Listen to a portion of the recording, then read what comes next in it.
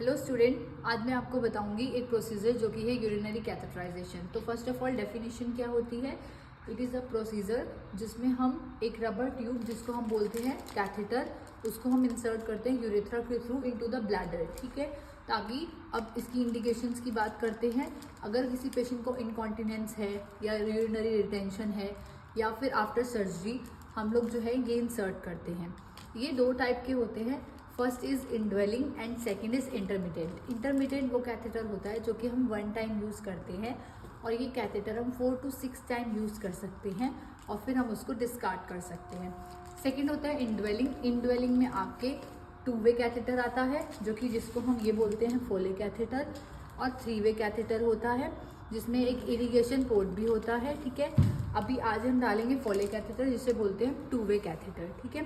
Mail और female में catheter का साइज़ डिफरेंट होता है।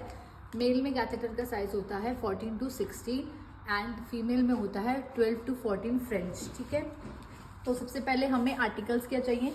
एक ट्रे होनी चाहिए जिसमें एक बाउल विद कॉटन स्वैप होना चाहिए, बीटाडीन चाहिए, आर्टरी फोर्सेप्स चाहिए, हमें यूरो बैग चाहिए हमें, एंड सिरिंज चाहिए एक 10 ml की, और उसके बाद हमें चाहिए लिग्नोकेन जेली, और उसके बाद हमें चाहिए स्टीराइल ग्लव्स, ठीक है।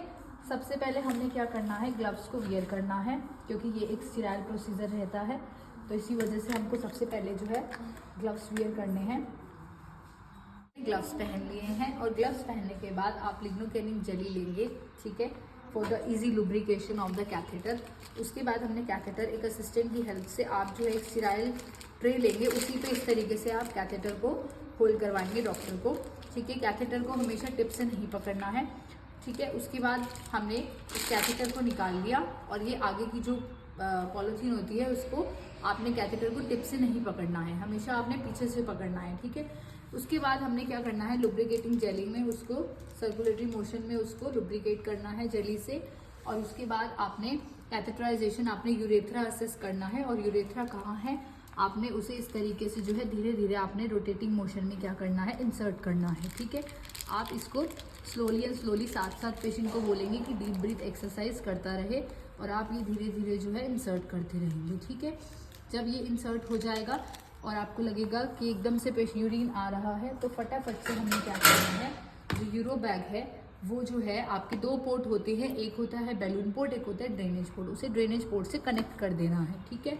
और ड्रेनेज पोर्ट से कनेक्ट करने के बाद आपने ये जो यूरो बैग है ये आपने होल्ड कर देना है along the bed side of the patient. उसके बाद हमारा एक लास्ट काम रहता है कि हमने इन्फ्लेट करना है। इन्फ्लेट के लिए हम NS लेंगे 10 ml, ठीक है।